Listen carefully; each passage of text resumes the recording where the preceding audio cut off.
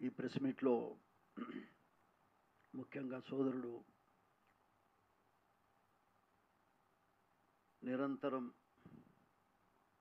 మాదిగల యొక్క అభ్యున్నతి కోసం పాటుపడుతూ నిరంతరం పోరాటం చేస్తున్నటువంటి సోదరుడు మందకృష్ణ మాదిగ గారికి, అదేవిధంగా తమ్ముడు నరేష్ గారికి, ఇతర తమ్ముళ్ళకి, ముఖ్యంగా మన ప్రెస్ మిత్రులందరికీ నమస్కారం. ఇది ఈ మాదిగ జాతి గోస, మాదిగ జాతికి సంబంధించినటువంటి బాధ వ్యక్తం చేయటానికే ఇవాళ ఇక్కడ ప్రెస్ మీట్ అనేది మీడియా ద్వారా, మీ ద్వారా, ఆత్మీయులైనటువంటి మీడియా మిత్రుల ద్వారా, మీడియా ద్వారా మాదిగ జాతికి, సర్వ ప్రపంచానికి తెలియజేయటానికే మేము ఈ కార్యక్రమం ఏర్పాటు చేసినాం. అరే మేమేం పాపం చేసినాము మాకు తెలియదు. స్వతంత్రం వచ్చి 75 సంవత్సరాలు అయింది. దీంట్లో 50% అంటే 83 ఎన్టీ రామారావు గారు అధికారంలో వచ్చేదాకా అసలు మాకు రాజకీయ రిజర్వేషన్లే లేవు. మా శ్రమని, మా ఓట్లను దోపిడీ చేసిండ్రు. ఒక ఎన్టీ రామారావు గారు వచ్చినాకనే మాలలతో సమానంగా రిజర్వేషన్లు అనేటువంటి అరుంధతీయులకే పెద్దపీఠ అని ఆ రోజుల్లో ఆయన మా కులానికి అండదండగా నిలిచి, ఆ అండదండగా నిలిచిన దాంట్లో ఎదిగిన వాన్నే మోత్కుపల్లి నరసింహుడు. ఈ రాజ్యాధికారంలో భాగస్వాములు కావటానికి మమ్మల్ని అంటరాని వాళ్ళుగా చూడటం, అరే రిజర్వేషన్లు, మాకిచ్చిన రిజర్వేషన్లను కూడా మాకు కాకుండా చేయటం, ఇది ఎంతవరకు సమంజసం? వాస్తవంగా 83 వరకు చదువుకోనోనికి 2-3 ఇచ్చేది మా కులంలో, మాది కులం. మిగతా వాళ్ళంతా వేరే కులం, ముఖ్యంగా మాల సోదరులకు ఇచ్చారు, పర్వాలేదు. కానీ ఇప్పుడు ఈ ఎన్టీ రామారావు గారు ప్రవేశపెట్టినటువంటి ఈ మాదిగ జాతికి వాస్తవంగా కొంత మేల్కొల్పు వచ్చింది. రాజకీయాల్లో అందరూ భాగస్వాములు కావచ్చు అనేటువంటి ఒక అభిప్రాయాన్ని కూడా ఏర్పాటు చేసినాం. దాంట్లో భాగంగానే అన్ని పార్టీలు కూడా అదే మార్గాన్ని, చంద్రబాబు నాయుడు గారు కానీ, రాజశేఖర రెడ్డి గారు కానీ, లేకపోతే విజయభాస్కర్ రెడ్డి గారు కానీ, అదేవిధంగా మన చెన్నారెడ్డి గారు కానీ, వీళ్ళంతా కూడా రెడ్డి ముఖ్యమంత్రులు అయినప్పటికీ ఎంతో కొంత మాదిగ వాళ్ళను కూడా చూస్తూ వచ్చారు. మరి ఏంటో దురదృష్టం, మరి కాలం ఇంత మారిపోయింది. సమసమాజ స్థాపన కోసం రిజర్వేషన్ పెట్టినటువంటి అంబేద్కర్ యొక్క ఆలోచన విధానాన్ని రోజు రోజుకు ముందుకు తీసుకెళ్లాల్సినటువంటి అవసరం ఉంది. చదువుకున్న వాళ్ళు వచ్చారు, అన్ని వర్గాల్లో వచ్చారు, మాదిగ కులంలో కూడా వచ్చారు. అవునబ్బా, పోటీ చేయడానికి అర్హత లేదు, చాలామంది చదువు లేని వాళ్ళు ఉన్నారు, ఓ కాలంలో అడగలేదు ఇవ్వడంటే అది వేరు. అడుగుతున్నారు, మేము పోటీలో ఉంటామని. అయినప్పటికీ మా రిజర్వేషన్లో తెలంగాణ వచ్చిన తర్వాత మాకున్న రిజర్వేషన్లో మాకు కాకుండా చేసే హక్కు రేవంత్ రెడ్డి గారికి ఎవరిచ్చారని నేను అడుగుతున్నాను. మాకు కాదని మమ్మల్ని పక్కన పెట్టి 80 లక్షల మంది మాదిగోళ్ళు ఉంటే, మాదిగ జాతి, నా జాతి ఉంటే పక్కన పెట్టేసి ఒక్క ఓటు లేనటువంటి వాళ్ళకు కూడా సీట్లు మంజూరు చేసిండ్రు. ఇది ఎంతవరకు సమంజసం? మేమనేది ఏంటంటే, మెజారిటీ అంటే 80 లక్షల మంది ఉన్నాం. 17 నియోజకవర్గాలను కూడా శాసించగలిగే స్థాయిలో మేమున్నాం. 17 నియోజకవర్గాల్లో అంటే 119 నియోజకవర్గాల్లో కూడా శాసించే స్థాయిలో మాదిగలు ఉన్నారు. ఇవాళ ఇంతమందిని కాదని మాదిగ జాతిని మొత్తానికే బొందదీసి బొందబెట్టేటువంటి పద్ధతి ఏ రకంగా కరెక్ట్? ఇది నేను రేవంత్ రెడ్డి గారిని అడుగుతున్నా, ముఖ్యమంత్రి గారిని.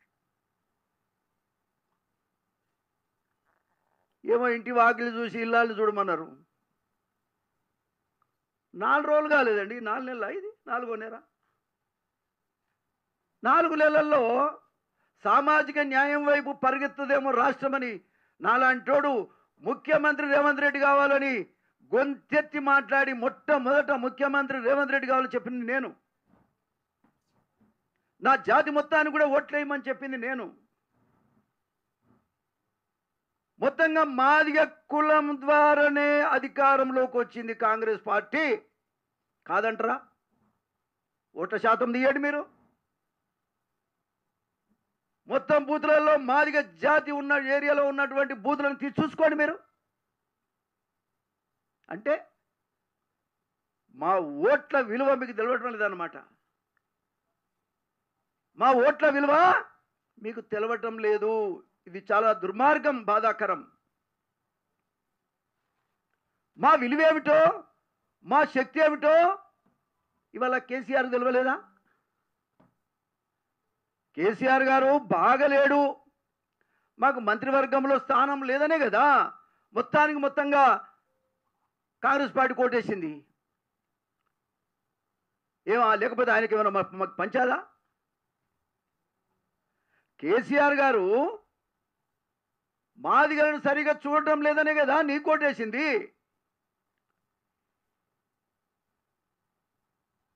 ఆయన 2 సీట్లు ఇచ్చాడు పార్లమెంట్, 13 మంది ఎమ్మెల్యేలు ఇచ్చాడు నాకు తెలిసి. ఏమండి, అయినా కూడా మంత్రివర్గంలో స్థానం లేదు. ఈ మంత్రివర్గంలో స్థానం అనేది ఎందుకు ఉండాలి అంటే, అరే వ్యవస్థాపరంగా మా జాతి కూడా రాజ్యాధికారంలో భాగస్వాములు కావాలి అనే కదా మొత్తానికి మొత్తంగా మాదిగలంతా వన్ సైడ్ అయ్యిండ్రు. రేవంత్ రెడ్డి గారిని ముఖ్యమంత్రి చేసినాం, నేను చేసిన నిన్ను అని నేను అంటున్నా. నేను ఇవాళ ఆ వర్గాల తరపున ఎవరిచ్చిందండి ఈ హక్కు నీకు? 80 లక్షల మందిని కాదని మరి ఇవాళ ఎవరో అనామకులు లేదంటే అవసరం లేని వ్యక్తులకు మీరు వాళ్ళ పాపులేషన్ వైజ్ కూడా చూస్తే చాలా చిన్న పాపులేషన్ ఉన్నటువంటి వాళ్ళకి ఇవ్వాల్సిన అవసరం ఏమొచ్చింది? ఇచ్చినవే అనుకో. మరి మా జాతి సంగతి ఏంది? 80 లక్షల మాదిగల సంగతి ఏందో చెప్పండి మీరు ముఖ్యమంత్రి గారు. ఇది ఎంతవరకు సంబంధించిన నేను సభ్య సమాజాన్ని కూడా అడుగుతా ఉన్నా. మాకు 75 సంవత్సరాల్లో 35 సంవత్సరాలు అయితే మాకు రాజ్యాధికారంలో భాగస్వామ్యం లేనే లేదు. అంబేద్కర్ ఇచ్చినటువంటి అవకాశం మాకు లేనే లేదు. ఈ 35 సంవత్సరాల్లో ఎన్నడూ కూడా ఆంధ్ర వాళ్ళు పరిపాలన చేసినప్పుడు కూడా మాకు అన్యాయం జరగలేదు. ఆంధ్ర వాళ్ళు పరిపాలన చేసినప్పుడే బ్రహ్మాండంగా ఉండే. సమాజ స్థాపన వ్యవస్థలో కొంత మార్పు కోరుకుంటాం. ఎవరమైనా కొంత మార్పు కోరుకుంటాం. అరే ఆయన బాగలేడని నిన్ను అనుకుంటే నీకంటే ఇప్పుడు ఆయన బాగా అనిపిస్తున్నాడు. మరి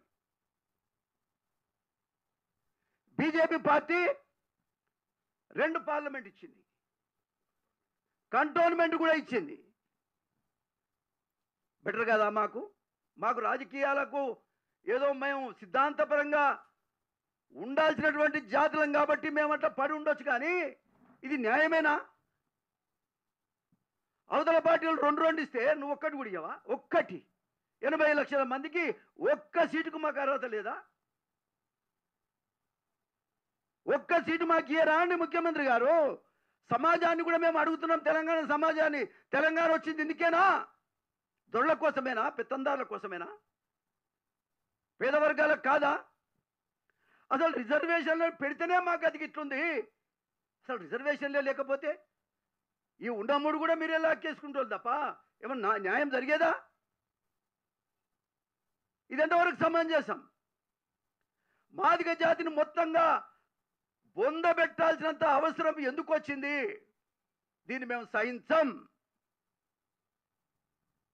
మేము ఒప్పుకునే ప్రశ్నే లేదు. అయ్యా ఒకసారి ఆలోచించండి. మా ప్రస్తుతములంతా యువకులు చాలామంది ఉన్నారు. నేను 40 ఏళ్ళ నుంచి రాజకీయాల్లో ఉన్నా. చాలామంది నేను అంటే 30 ఏళ్ళు ఎమ్మెల్యేగానే ఉన్నా. నేను చాలామంది ముఖ్యమంత్రులను చూసిన. ఎన్టీ రామారావు గారు, విజయభాస్కర్ రెడ్డి గారు, చెన్నారెడ్డి గారు, రాజశేఖర్ రెడ్డి గారు, కిరణ్ కుమార్ రెడ్డి గారు, ఎన్ జనార్దన్ రెడ్డి గారు, అరే ఎంతమంది చూసినా నేను. చంద్రబాబు నాయుడు గారు, ఎంతమంది చూసినా.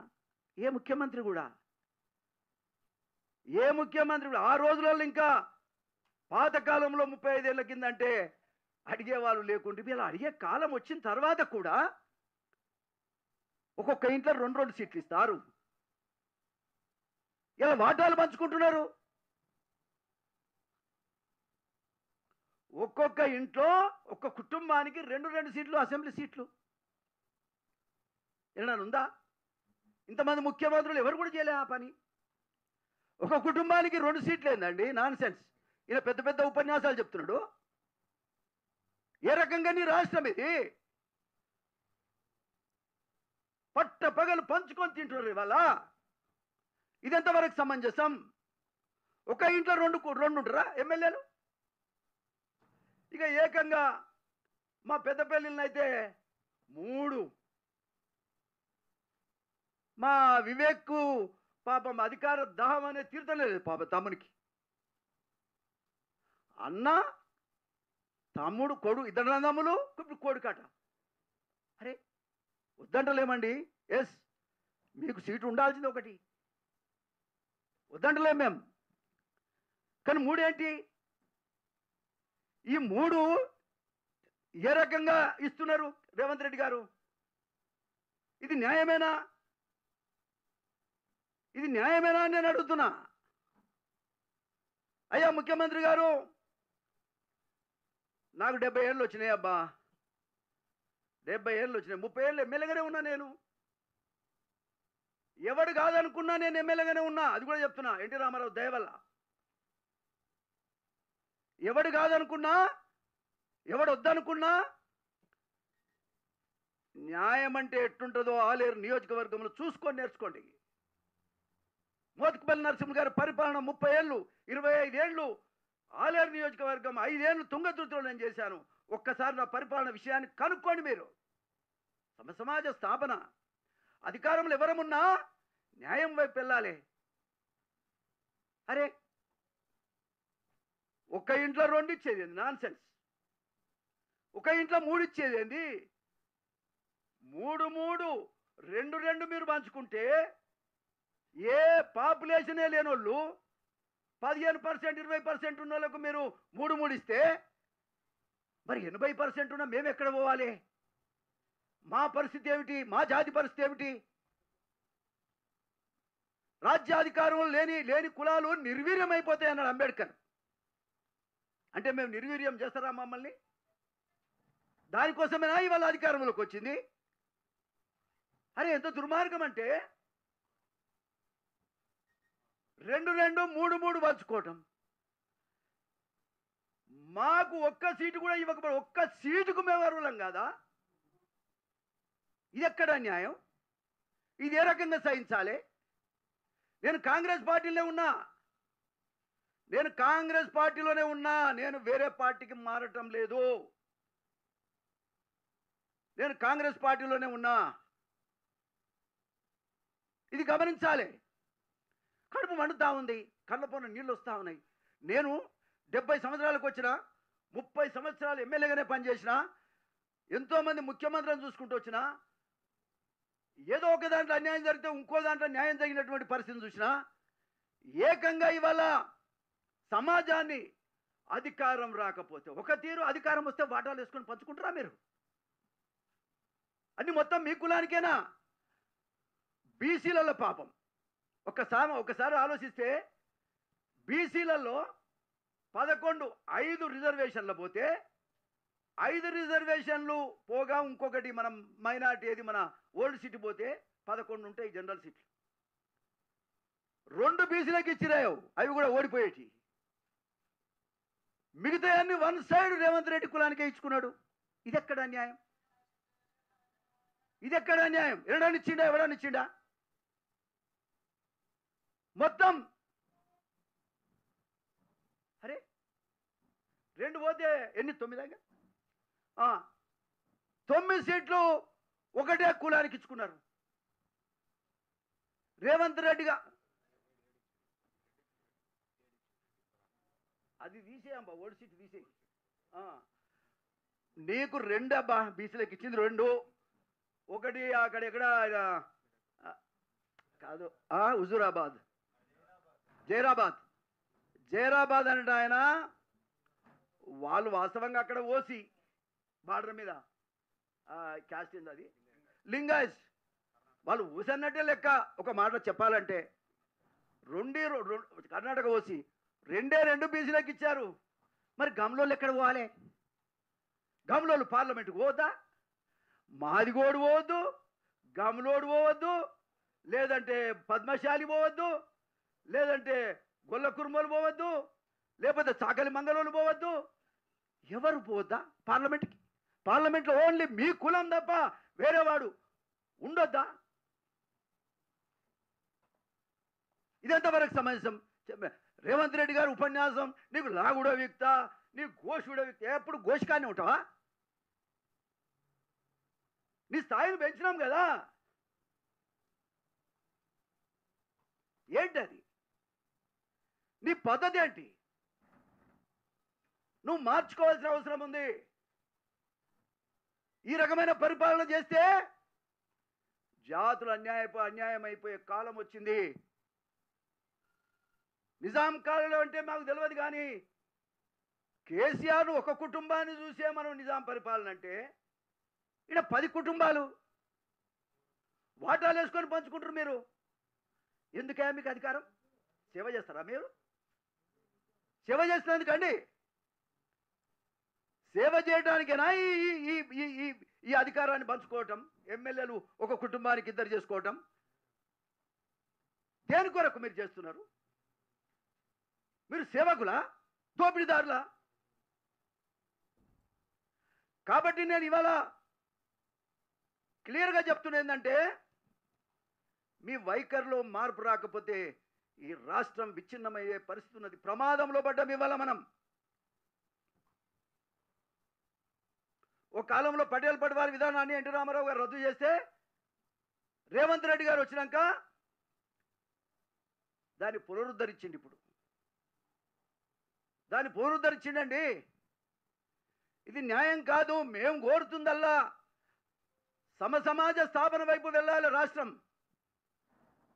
మా జాతిని నిర్వీర్యం చేసేయాలని కుట్ర జరుగుతూ ఉంది. ఇది మేము ఓర్చుకోలేక ఇలా మీతో మాట్లాడుతూ ఉన్నాం మీడియా ద్వారా. రేపు ఏబిసిడి వస్తుందండి. మా తమ్ముడు మందకృష్ణ ఈ 25 ఏళ్ల నుంచి ఈ పోరాటం జరుగుతూ ఉంది. అందరం కూడా దాంట్లో భాగస్వాములమే. ఎదురు చూస్తూ ఉన్నాం ఎప్పుడు వస్తుందని. మరి రేపు పార్లమెంట్లో బిల్లు వస్తే మాట్లాడడానికి ఒక మాదిగోడు వద్దా? మాట్లాడడానికి మాదిగ కులస్తుడు ఒక్కడు కూడా పార్లమెంట్లో లేకపోతే ఏం మాట్లాడాలి? ఇప్పుడు ఎవరైతే రిజర్వేషన్ వ్యతిరేకమో వాళ్ళందరూ ఎంపీలు అయినారు అనుకో రేపు పొద్దున. మరి మా పరిస్థితి ఏమిటి? ఆ బిల్లు మీద మాట్లాడి అసలు ఉద్యమం వస్తుందే తెలంగాణ నుంచి మందకృష్ణ నాయకత్వంలో. మరి ఇక్కడ ఈ బిల్లు రేపు పొద్దున పార్లమెంట్లో వస్తే ఆ బిల్లును వచ్చినా రాకపోతే ఎందుకు రాలేదని అడిగేటోడు కావాలి మాకు. వస్తే దాన్ని సపోర్ట్ చేసేటోడు కూడా కావాలి. ఒక మాదిగతను, ఒక మాదిగ బిడ్డ, మా కులస్తుడు పార్లమెంట్లో ఉండొద్దా? అంటరాని వాళ్ళను చేసినట్టుగా చేస్తూ ఉన్నారు. నిజంగానే అంటరానితనానికి రేవంత్ రెడ్డి గారి ప్రభుత్వం పాటిస్తూ ఉంది. ఇదే రకంగా సహించాలి. ఇదే రకంగా సహించాలి. పార్లమెంటుకు ఏ విధంగా ఏబిసిడీలు అడిగేవాడు కానీ మాదిగ కులస్తులు అనేవాడు ఒక్కడు కూడా పోకుండా చేసే కుట్ర ఇవాళ ఈ రాష్ట్రంలో జరుగుతున్నది. మమ్మల్ని నెట్టేస్తున్నారు, మమ్మల్ని దూరం కొడుతున్నారు, మమ్మల్ని పొందబెట్టే ప్రయత్నం చేస్తున్నారు. మా ఏబిసిడి రాకుండా కుట్ర. అరే ఎవరో రిజర్వేషన్లకు వ్యతిరేకమని ఉపన్యాసం చేస్తాడు. సర్జికల్ స్ట్రైక్ అంట. నువ్వు మా మీద చేస్తున్నావా దొరా? సర్జికల్ స్ట్రైకు ఎక్కడ ఏం జరుగుతుందో మాకు తెలియదు కానీ తెలంగాణలో రేవంత్ రెడ్డి గారు సర్జికల్ స్ట్రైకు మా మాదిగోళ్ళ మీద చేస్తున్నాడు. ఆయన మా మాదిగోళ్ళ మీద చేస్తుండే. అబ్బా మమ్మల్ని బొంద పెడుతున్నాడు. మేము ఎట్టుకోవాలి ఈ రాష్ట్రం నుంచి? అసెంబ్లీ సీట్లకు వస్తే కూడా 9 ఇచ్చాడు మాకు. పార్లమెంట్ సీట్ ఒక్కట్లేదు. మా జనాభా 80%, 80 లక్షల మంది మేమున్నాం. మేము మాదిగలం ఎక్కడ ఓటేస్తే గట్టే గెలుపు. ఇప్పుడు చెప్తున్నా, మీరు 14 అంటారు కదా, నువ్వు 14 నువ్వు కనుక రేవంత్ రెడ్డి మా ఓట్లను కాదని గెలిస్తే నేను రాజకీయ సన్యాసం తీసుకుంటాను.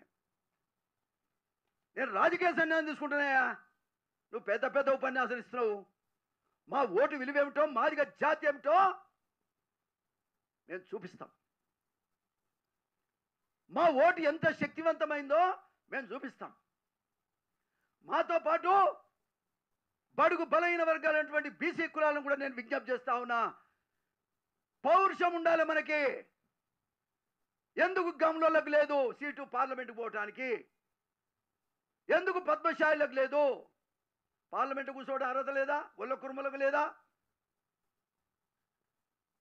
సాకలి మంగళంలోకి లేదా? మిగతా కులాలకు లేదా? యువకులారా మీరు ఆలోచించండి. చదువుకున్న అన్నదమ్ములారా మీరు ఆలోచించండి. ఇది ఏ కాలంలో మనం ఉన్నాం? కంప్యూటర్ కాలంలో మనం ఉన్నాం. ఇదేం న్యాయం? ఎక్కడి న్యాయం? మా గొంతు కోసి మమ్మల్ని సమాప్తం చేసేటువంటి రాజకీయంగా, ఆర్థికంగా, సామాజికంగా మాకు ఏ రకంగా ఎదుగుదల లేనటువంటి నిర్ణయాలను మేము వ్యతిరేకిస్తున్నాం. దళితులారా, మాదిగ బిడ్డలారా, లెండి. నీ హక్కు, నీ ఓటు విలువ ఏమిటో చూపించు. రేవంత్ రెడ్డికి ఒకసారి కనువిప్పు కావాలి. ఇక ముందు ఎవడు కూడా మన తెరువు రాకుండా, ఇంకొకసారి జాతికి అన్యాయం జరగకుండా అడ్డా తిరిగి మీరు మాట్లాడండి. పార్లమెంట్ ఎన్నికల్లో రేవంత్ రెడ్డి గారి నిర్ణయాన్ని నిలదీయమని నేను విజ్ఞప్తి చేస్తున్నా.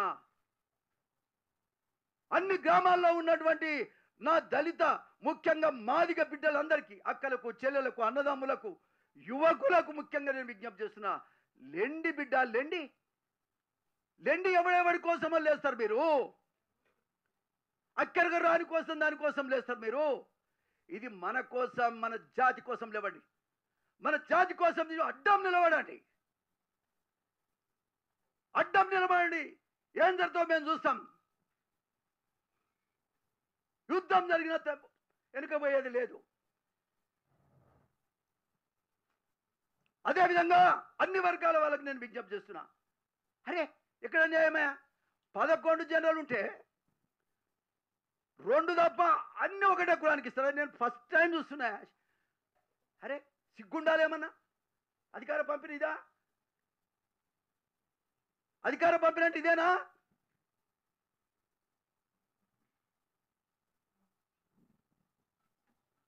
కాబట్టి దీన్ని ఏ రకంగా కూడా సహించేది లేదు. నేను కృష్ణ మాదిగ, మా అన్ని దళిత సంఘాలు, మాదిగ సంఘాలు వాళ్ళకి అందరికి నేను విజ్ఞప్తి చేస్తున్నా. మీకు ఏమైనా చిన్న చిన్న పొరపాటు మీకు ఉంటే అవి పక్కన పెట్టండి. ఇది మోత్కుపల్లి గారి పిలుపు. రండి, అందరం కలిసి పనిచేద్దాం. నాకు 70 ఏళ్ళు వచ్చినాయి. దీన్ని నేను చూడలేకపోతున్నా. ఒక పూట అన్నం తినలేకపోతున్నా. నాకు బీపీ, షుగరు రోజు రోజు పెరుగుతా ఉన్నాయి. మొన్న హాస్పిటల్ పాలైనా నేను. అర్థం చేసుకోండి. ఈ సమయంలో కనుక మనం మేల్కోపోతే రాబోయే కాలంలో ఇవాళ దీంట్లో ఇవ్వలేదు, రేపు అసెంబ్లీలో మొత్తం అయ్యారు. మనం ఏం చేస్తాం? ఈ 15 రోజులు ఎవరు నిద్రపోయేది లేదు. ఎవరండి శ్రీహరి? శ్రీహరి అనేవాడు మాలమ్మాదిగల దగ్గర వాళ్ళ నోటికాడి బుక్క గుంజుకొని బతుండని మన ముఖ్యమంత్రి గారు చెప్పారు. మాలమాదిగల బుక్కను గుంజుకొని బతున్నాడినా ఈయన కులమేందో ఎవరికి తెలియదు, విచారణ వెయ్యాలని ముఖ్యమంత్రి గారు చెప్పారు. స్వయంగా ముఖ్యమంత్రి గారు చెప్పారు. అరే మా బుక్క గుంజుకుంటాను నువ్వు చెప్తే మేమేదో అబ్బా రేవంత్ రెడ్డి గారు రేపు పొద్దున ముఖ్యమంత్రి అయితే మన బుక్క మనకు వస్తుంది, మాకు న్యాయం జరుగుతా అనుకుంటే బుక్క కాదు కదా, మొత్తం చంపేస్తున్నాం మమ్మల్ని అందరినీ. అతని అవసరమా నీకు? ఏమిటి అవసరం? ఇంతమంది మీ విలవిల కొట్టుకుంటుంటే ఆ వ్యక్తిని సంతోష పెట్టాల్సిన అవసరం ఏమొచ్చింది? నేను కేసీఆర్కు 100 సార్లు చెప్పిన, కేసీఆర్కు 100 సార్లు చెప్పిన అతను జనరల్ ఇవ్వండి కానీ ఎస్సీ కాదు, మాల కాదు, మాది కాదని గత 20 ఏళ్ళు చెప్తున్నా నేను. ఇలా కొత్తగా చెప్పడంలే. కేసీఆర్ వినకబాయ్, ఇప్పుడు ఆయనకు బుద్ధి వచ్చింది. ఎటువంటి వాడు టికెట్ ఇచ్చి పైసలు కూడా ఇచ్చిండట, కోట్ల రూపాయలు ఇచ్చిండట. ఇక సంఖ్య చెప్తే మళ్ళీ ఆయనకు మంచిది కాదు. కోట్ల రూపాయలు ఇస్తే మూట కట్టుకుంటూ మెల్లగా కెనాల్ దాటాడు పోయిండు. అది ఎండిపోయిందిగా, ఇప్పుడు బిర్రుగుంది, ఇళ్ళకి వచ్చేసాడు. ఆయన మొన్న మీటింగ్లో చెప్తాడు, ఎవరు ముఖ్యమంత్రి గారు, శ్రీహరి లాంటి మహనీయుడు లేడట. మరి వంగి కాలు మొక్కిగా ఏం మాట్లాడి, శ్రీహరి లాంటి గొప్పవాళ్ళు లేడు, అందుకనే ఆయన పాట తీసుకున్నాడు. ఆయన అరే నీ ముఖ్యమంత్రి పదవి వద్దని నువ్వు భయపడుతున్నావేం కానీ మమ్మల్ని అండగా పెట్టుకో. ఎన్టీ రామారావు పదవి పోతే ఊకున్నామా? మళ్ళా తీసుకొచ్చి 1 నెల రోజుల లోపల బాబు తీసుకొచ్చినాం.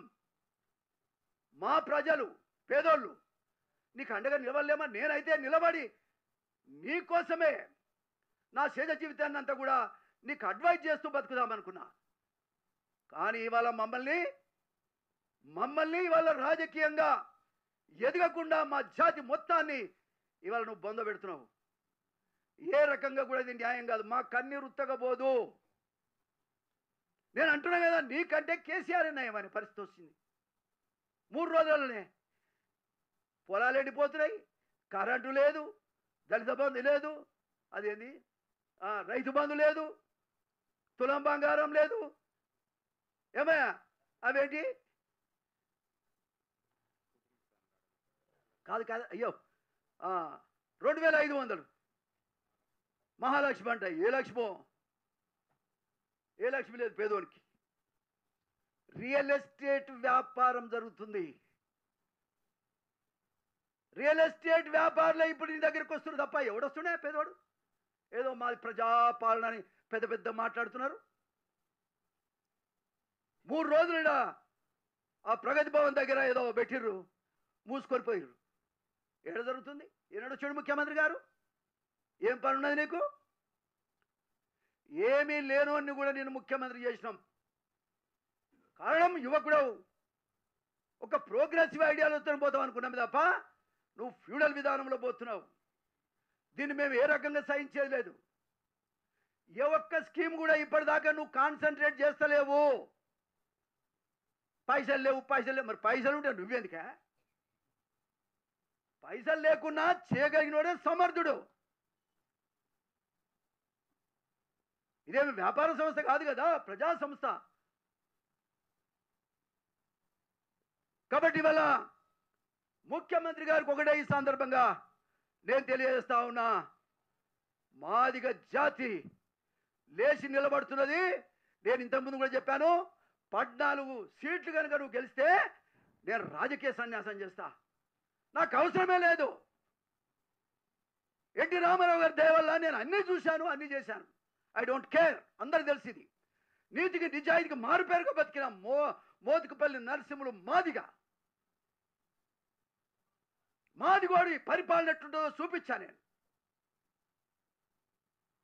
3 రోజులు కాలేదు, 3 రోజులు కాలేదు నువ్వు వచ్చి అధికారంలోకి వచ్చి ఆయనకి రాబోయే కాలం అంతా ఏం చేయాలనుకుంటున్నావు మా జాతిని? మోడీ వస్తే రిజర్వేషన్లు తీసేస్తాడట. ఫేక్ ఫేక్ స్టేట్మెంట్ ఇస్తున్నారు. ఓకే, మరి నువ్వేం చేస్తున్నావు? ఎప్పుడు తీసేస్తాడు చూద్దాం కానీ. తీసేసినాడు, ఆ సంగతి ఏందో చూద్దావా కానీ. ఇప్పుడే నువ్వు మా గొంతుకు వస్తావు కదా. మాకు రిజర్వేషన్ లేకుండా చేసినావు కదా. రిజర్వేషన్ లిస్టులో నుంచే మా జాతిని తీసేసినావు కదా. ఓటర్ లిస్టునే మాది వాళ్ళు 80 లక్షల మందిని లేకుండా చేసినావు కదా. అసలు మాకు జీవితమే లేకుండా చేయాలని ప్రయత్నం చేస్తున్నావు. ఇది చేస్తావు, రేపు ఎమ్మెల్యేలు లేకుండా చేస్తావు, రేపు ఉద్యోగాలు లేకుండా చేస్తావు, మా పిల్లలను చదువుకోకుండా చేసినట్టు కనబడుతుంది. భయం అవుతుంది నీ పరిపాలన చూస్తుంటే నాకు. కాబట్టి ఏ పరిస్థితుల్లో మాదిగ బిడ్డలందరికీ నేను విజ్ఞప్తి చేస్తా ఉన్నా, దయచేసి మీరు లేవండి, హక్కుల కోసం పోరాడండి, రాజ్యాంగపరంగా మనకి ఇచ్చినటువంటి హక్కును కాపాడుకోండి. కాపాడుకోకపోతే మనకు భవిష్యత్తు లేదు. రేవంత్ రెడ్డి పెద్ద కుట్ర చేస్తున్నారు.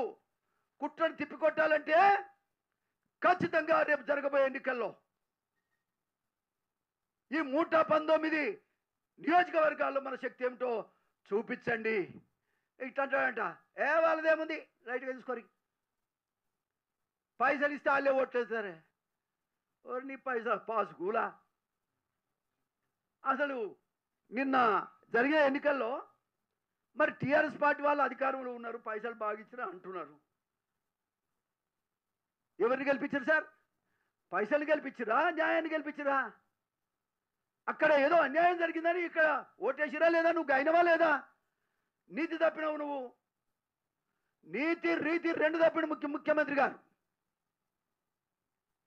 మమ్మల్ని విలువమని చెప్తున్నా నేను. అరే పిలువయా పోని, నేను పార్టీలో ఉన్నా, నా పార్టీని నేను ఓడించుకోలేను కదా. నన్ను పిలువు, మా కులపలను పిలువు అని నేను దీక్ష చేసిన. ఆయన చెవులకు వినబడతానే లేదు. అప్పుడే వామ్మో, చెవులకు వినబడే పరిస్థితే లేదు. మమ్మల్ని పిలువు, ఎందుకు ఇయ్యలేకపోయినావో చెప్పు. 1 రోజుల నుంచి నేను ఫైట్ చేస్తున్నా, నువ్వు ఎందుకు ఇయ్యలేకపోతున్నావు? ఏంటి కారణం? నీకేం కష్టం వచ్చింది? మేము నిలబడతాం కదా. లెక్క లేదమ్మ కదా, లెక్క లేదు. మేమంటే లెక్క లేదు, నా జాతి అంటే లెక్క లేదు బిడ్డ. మాకు ఏడుపొక్కటే మిగిలింది. మా చావో చూద్దామనుకుంటున్నారు వీళ్ళు. నిజంగా చెప్తున్నా, గత 1 రోజుల నుంచి ఒక్క పూట నాకు అన్నం తినలేదు, నిద్ర పడతలేదు. అంటే మా అమాయకత్వాన్ని చూసి నెట్టేస్తున్నారు మీరు. మా అమాయకత్వాన్ని ఆసరా తీసుకొని పెద్దోళ్ళకు టికెట్లు ఇస్తున్నారు మీరు. మా అమాయకత్వాన్ని, అరే మేము పేదోళ్ళమైనా నీతిమంతులయ్యా, మాదిగోడు ఓ మాటిస్తే మాటకు నిలబెట్టాడు, మాదిగ కులస్తుడు, లేకపోతే ప్రళయమే వచ్చేది కదా, దేనికైనా సర్దుకపోయేటోడు. అందుకని ఇక సర్దుకపోమని ఇట్లా చేస్తుర్రా? ఇదేనా మీరు చేసేది? ఈ సర్దుకపోవుడు గిర్దుకపోయి ఇప్పుడు లేనే లేదు. నేను శవమైనా పర్వాలేదు ఎన్నికల్లో. నేను ప్రతి నియోజకవర్గం తిరగాలనుకుంటున్నా, ఈ పార్లమెంట్ ఎన్నికల్లో మా మాదిగల యొక్క శక్తి ఏమిటో చూపించాలనేది నా ఉద్దేశం. ఇది అందరూ కూడా గమనించాలని కూడా నేను విజ్ఞప్తి చేస్తా ఉన్నా. నేను మందకృష్ణ మాదిగా, నేనే కాదు, మేమిద్దరమే కాదు, అందరినీ కలిసి రమ్మని నేను విజ్ఞప్తి చేస్తున్నా. ఒక్క మాదిగ కులానికి సంబంధించినవి కాదు, బీసీలు, ఎస్సీలు, ఎస్టీలు, మైనార్టీసు అందరికీ నష్టమే జరుగుతున్నది. ఎవ్వడు కూడా పార్లమెంటు పోవద్దట, ఒక్క కులస్తుడు పోవాలి. ఒక కులస్తులు, రెడ్డి కులస్తులు, లేకపోతే మాల కులస్తులు. ఇక మీతోడైతే పోయటానికి వీలే లేదు. అరే మేము వద్దని లేదా, మాల కులస్తులు మేము వద్దని, వాళ్ళ షేర్ వాళ్ళకు. జనాభా ప్రాతిపదికన సీట్ల కేటాయింపనే కదా కొట్లాట. జనాభా ప్రాతిపదికన రిజర్వేషన్లు ఉండాలనే కదా మందకృష్ణ మాదిగ జాతి పోరాటం. ఈ పోరాటాన్ని అంతా పక్కన పెట్టేసి, లెక్కలేనితనంగా చూసి, చులుకనగా చూసి, ఒక్క సీటు కూడా ఇవ్వకపోతే మీరు ఏం చేస్తారన్నట్టుగా చేయటం న్యాయమేనా? చెప్పమని ఎవరినైనా పర్వాలేదు. ఎంత పెద్ద మేధావులు ఉన్నా కూడా ఒకసారి ఆలోచన చేయండి. మా పెద్దలారా, అందరు దండం పెట్టి చెప్తున్నాం, మేము మాదిగోళ్ళం, మేము చెప్పులు కుట్టుకొని బతికేటోళ్ళం. రేపటి నుంచి చెప్పులు లేస్తాయి చెప్తున్నాను నేను ఇవాళ. ఎంతవరకు సమస్య ఇది? మా జాతిని పొందబెడతా ఉంటే చూస్తూ కూర్చోవాలా మేము? కాబట్టి ఏ పరిస్థితిలో కూడా ఈ ఉద్యమం అనేది ఆగేది లేదు. తప్పకుండా రాబోయే కాలంలో ఏం చేయాలి, ఎట్లా చేయాలి, గెలుపుకు ఏ మాదిగ బిడ్డ దగ్గరుంటే, ఏ పార్టీ వాడి దగ్గరుంటే మేము వాళ్ళకి సపోర్ట్ చేస్తాం. దీని గురించే రేపు ఎల్లుండి మా కృష్ణ మేము అందరం కలిసి కొంతమంది పెద్దలందరూ కూర్చోబెట్టి మాట్లాడుకుందాం అనుకుంటున్నాం. కాబట్టి ఏ పరిస్థితిలో ఏదో రాజకీయమే వద్దు నాకు. నేను కాంగ్రెస్ పార్టీ, నా పార్టీ కాంగ్రెస్ పార్టీ, నేను కాంగ్రెస్ పార్టీ. సోనియా గారు చెప్పిందా 2 ఇవ్వమని టికెట్లు ఒక కుటుంబంలో? రాహుల్ గారు చెప్పిండా 3 ఇవ్వమని? మాదిగోళ్ళకి అసలే యుద్ధం చెప్పిండా? పోని చెప్పండి. అట్లా కూడా వాళ్ళు చెప్పలేదు కదా పాపం. వాళ్ళ బాధలు వాళ్ళు తిరుగుతుంటే వీళ్ళ షోకు వీళ్ళకు. కాబట్టి ఇది సహించినటువంటి విషయం. నేను ఒక మాదిగ బిడ్డగా, కాంగ్రెస్ పార్టీ నాయకుడిగా నేను ఈ మాటలు మాట్లాడుతున్నా. ఏమై ఎవరింటికో పోయి శాల్వలు కప్పుతున్నాడు. శాల్వలు కప్పడమే కాదు, అక్కడనే పదవులు కూడా ఇస్తున్నాడు. ఏ ముఖ్యమంత్రి చూడలేం మేము. శాల్వ కప్పడం 2 పదవులు, అది కూడా అది రెడ్డి కులస్తుడే ఉండాలి. ఇది ఎక్కడ సామాజిక న్యాయమే? మేము వద్దంటలేమయ్యా, మీరు బతకంగా మీరే బతారు, ఎవడు బతారు? కానీ మాకు కనీసం చెప్పుకోవడానికి ఒక పదవి, మా పదవి మాకు రావద్దా? కాబట్టి ఈ విషయంలో జాతి మొత్తం తెలంగాణ ప్రజలంతా ఆలోచన చేయాలి. ఇప్పుడే గిట్లుంది, ఇంకా రేపు ఎట్లుంటుందో ఆలోచన చేయండి. మాదిగ బిడ్డ పార్లమెంటుకు పోకుండా చేసేటువంటి ఈ దుర్నీతిని ఎండగడతాం. మాదిగ బిడ్డ పార్లమెంటుకు పోకుండా ఉండమే కాదు, ఏబిసిడి బిల్లు వస్తే మాట్లాడకుండా చేసేటువంటి ఈ కుట్రను కూడా భగ్నం చేయాల్సిన అవసరం ఉంది. దయచేసి సమాజం అంతా ఆలోచించమని విజ్ఞప్తి చేస్తున్నా. 30 ఏళ్ళు ఎమ్మెల్యేగా నేనే ఉన్నా. 30 ఏళ్ళు ఎమ్మెల్యే ఉన్నా నేను. 40 ఏళ్ళు నా రాజకీయ జీవితం. అరే నన్ను నేను చూస్తుండగా ఈ రకమైన పరిస్థితి వస్తే నేను ఎక్కడ ఊరుకుంటే? ఇప్పుడు నవ్వుకున్న అసెంబ్లీలో మీరు చూడండి రికార్డు. చుండూరులో నా మాల సోదరులని 20 మందిని ఊచకోత కోసిండ్రు. కోసి గోనె సంచులు కట్టి కాలువలలో లేచిండ్రు. I'm only the person. అసెంబ్లీలో లేచి జనార్దన్ చీఫ్ మినిస్టర్ లేచి ఆమరణ నిరాహార దీక్ష ప్రకటించిన. నా జాతిని ఇట్లా కోస్తున్నారని ఏడ్చిన. 6 రోజులు ఆమరణ నిరాహార దీక్ష చేసిన. రాష్ట్రమంతా తిరిగిన ఆ కాలంలో కంటెస్ట్ కింద పివి నరసింహారావు మీద కంటెస్ట్ చేసిన. నా కులం ఫలానా కులానికే సపోర్ట్ అని కాదు, నేను అందరి వాణి. నేను పివి నరసింహారావు కంటెస్ట్ చేస్తే పివి నరసింహారావు ఎన్జనార్తో మాట్లాడి ఆనాడు చుండూరులో ప్రత్యేకమైనటువంటి మరి ఏర్పాట్లు అన్నీ కూడా, డిమాండ్స్ అన్నీ కూడా సాల్వ్ చేయమని చెప్తే జనార్దన్ రెడ్డి గారు నాకు ఫోన్ చేసిండు. నేను ఎక్కడున్నా? కర్నూలులో ఉన్నా. ముఖ్యమంత్రి గారు నరసింహలో ప్రధానమంత్రి ఫోన్ చేస్తుండయా, నువ్వు రమ్మంటే ఆ డిమాండ్స్ అన్ని సాల్వ్ చేస్తానంటే నేను వచ్చిన. అట్లాంటి పనులు చేసినోడు నేను. అంతేగాని ఏదో ఇప్పుడు ఇవాళ మా జాతిని మొత్తంగా బొంద పెడతామంటే, మా జాతిని ఏమి లేకుండా చేస్తామంటే, రేపు ఏబిసిడీలు రాకుండా అవతల మాట్లాడకుండా ఎవరిని ఉండమని చేస్తామంటే ఊరుకోవడానికి మాత్రం నేను సిద్ధంగా లేను. రేవంత్ అంటే నాకు వ్యతిరేకం, కోపం లేదు వ్యక్తిగతంగా. కానీ నీ ప్రవర్తన చూస్తుంటుంది. కాబట్టి అందరూ కూడా లేవాలి, ప్రజలంతా ఆలోచన చేయమని మరొకసారి నేను విజ్ఞప్తి చేస్తూ, మరి మందకృష్ణ మాదిగా మేమిద్దరం కూడా ఆలోచన చేసి మేము మొత్తం రాష్ట్రమంతా తిరగాలనే ఆలోచన కూడా ఉంది. లేదంటే ఏం చేయాలో మరి ఆలోచన చేస్తాం. ఆ విషయాన్ని కూడా పత్రికాముఖం చెప్తాం. మిగతా విషయాలు ఏదైనా ఉంటే మొత్తంగా మందకృష్ణ మాది గారు మాట్లాడతారు.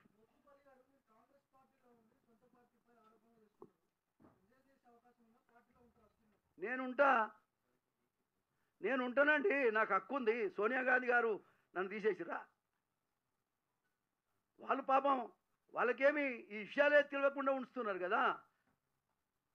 రేవంత్ రెడ్డి గారు ఏ దేశంలోనేమో కాంగ్రెస్ గవర్నమెంట్ లేదు, వాళ్ళు మొత్తం గవర్నమెంట్ కావాలని వాళ్ళు తిరుగుతున్నారు. రేవంత్ రెడ్డి గారు ఇక్కడ మన కర్ణాటకే తప్ప గవర్నమెంట్లు. కాబట్టి ఇష్టం వచ్చినట్టు నన్ను ఇప్పుడు ఏం చేస్తారులే అన్నట్టుగా ఆయన చేసే ప్రయత్నం అంతా చేస్తూ ఉన్నాడు. నేను కాంగ్రెస్ పార్టీలనే ఉండాలనేది నా ఉద్దేశం. ఉంటా.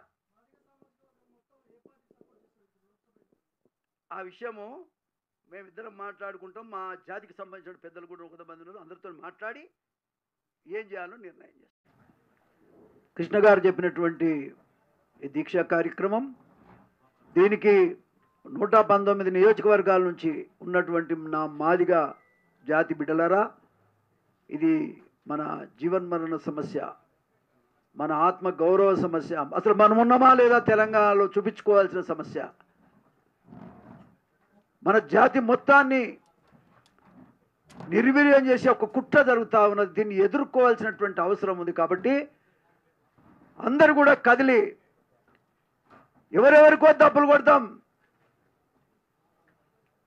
అవకాశం ఉంటే ఎక్కడికక్కడ దప్పులు కూడా తీసుకొని మీరు 4వ తారీఖు నాడు దయచేసి అందరూ కూడా హైదరాబాద్ వచ్చి పెద్ద ఎత్తున దీక్షా కార్యక్రమాన్ని విజయవంతం చేసి మన ఐక్యత, మన బలం, మాదిగ బలిగం ఎంతుందో చూపించాల్సిన అవసరం ఉందని మరొక సందర్భంగా నేను ప్రజలందరికీ విజ్ఞప్తి చేస్తున్నా.